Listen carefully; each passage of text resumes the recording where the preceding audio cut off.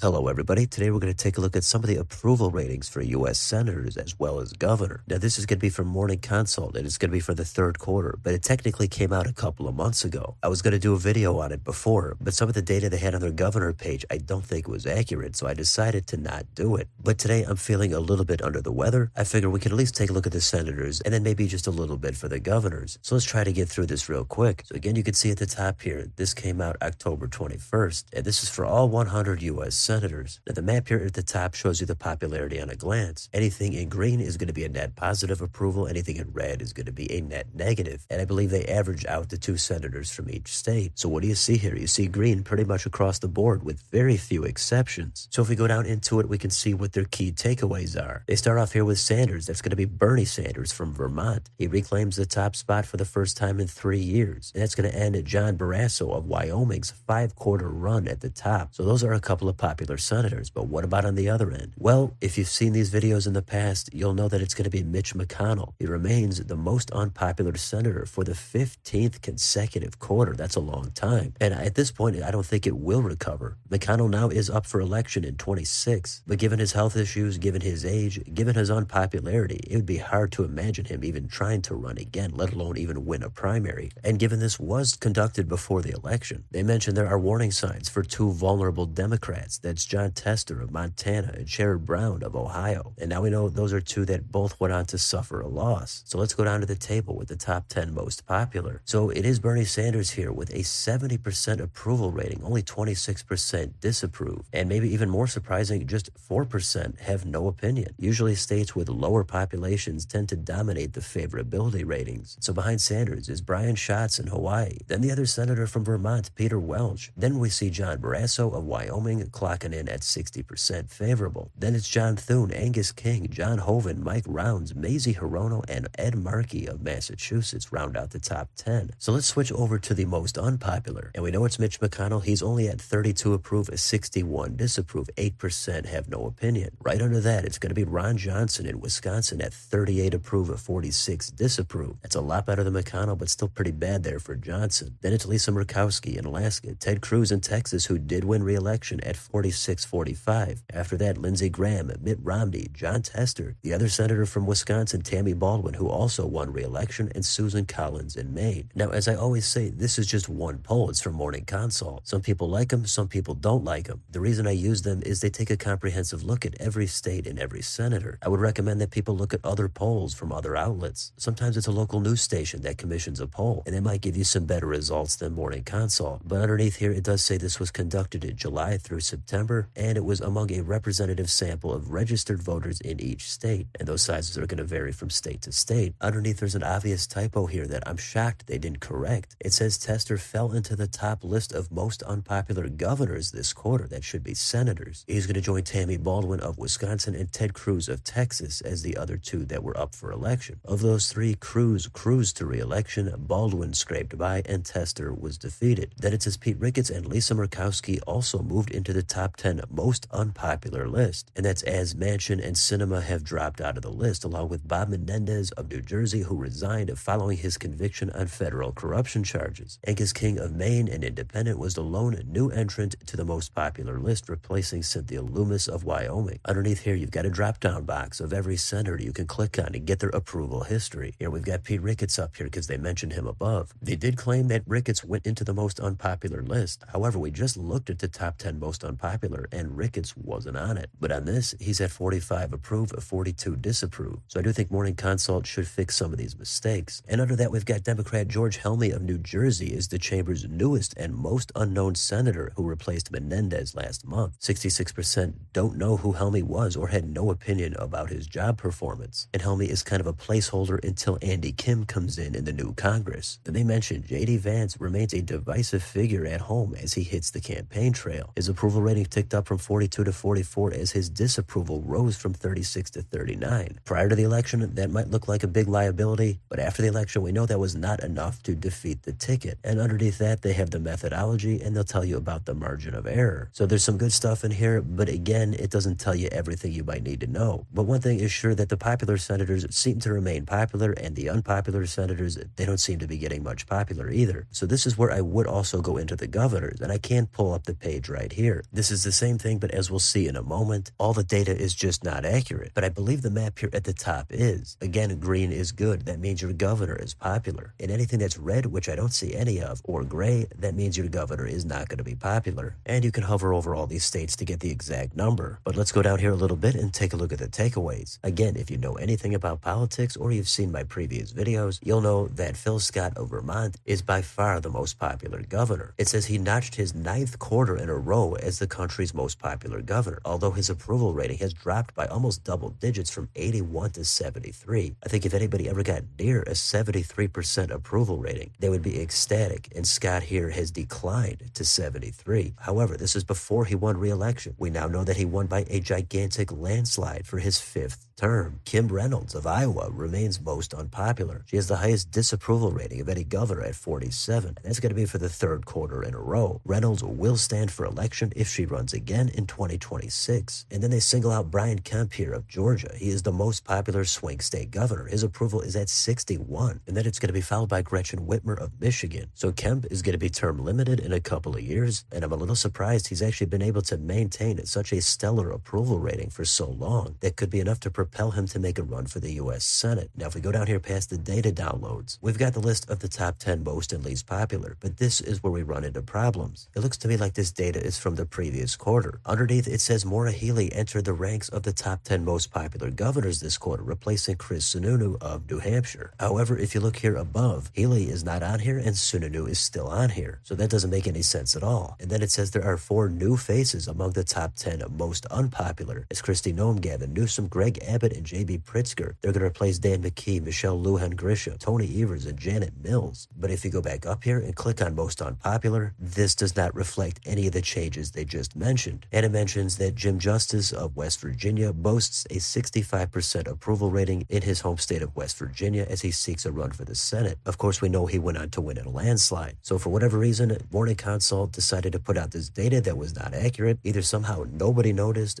nobody told them, or they just bothered not to change it. But this does look like some low quality data. However, if you go down here, we've got the drop down box with all 50 governors. And I've got Chris Sununu here of New Hampshire pulled up. And the data on these, I believe, is accurate. They did mention his approval rating declined, and this does show that. He went from 63 down to 58. So you could do that for all the other governors if you'd like. I just wish they had the top and the bottom 10 accurate. Hopefully they straighten it out for the next quarter. And the last thing they point out here is all 3 incumbents seeking re-election this year saw declines in popularity since last quarter. That's going to be Phil Scott, Greg Gianforte, and Spencer Cox. I don't think it mattered much even if they did decline because they all won by huge margins. New York Democrat Kathy Hochul's approval rating, 47%, is as low as it's been since her first quarter as governor, when many voters had yet to form an opinion of her. Her disapproval rating has doubled since she entered office from 21 to 43. That could be an issue there for Hochul as she faces re-election in a couple of years. Unless she's able to turn it around, I would expect her to face a pretty stiff primary. At last, Democrat Tim Walz of Minnesota hit the campaign trail as the Democratic vice presidential candidate. His approval rating at home has climbed to 56%, its highest since late 2022. And that's another case where it sounds good there for Walz, but not much there seemed to translate upward to Kamala Harris at the top of the ticket. And even in his home state of Minnesota, Walz and Harris clearly did worse than Biden did 4 years earlier. So that also goes to show you that approval ratings are not really everything. If you have a 56% approval rating, that doesn't mean you're going to get 56% of the vote. And who knows how his approval rating is now that he took the loss. That's also going to be something to take note of for Walz, as he also potentially could run for re-election as governor also in 2026. We could be looking at the same thing for Kamala Harris for governor of California. So it remains to be seen if those two who took a loss at a national level, if they can come back and have success at the state level. The sting of defeat might still be there, but the popularity of the Trump administration could also give those two a new boost. So we'll see what happens. That's a quick look there at the U.S. Senator and Governor approval ratings. But let me know in the comments, what do you think about any of this data? How was your senator's approval rating prior to the election? And what about these governors? Are any of them in danger of taking a loss, either in the primary or the general election? Let me know down below. On your way out, don't forget to like, share, and subscribe. And join if you'd like to support the channel. Thanks for watching, and I'll see you next time.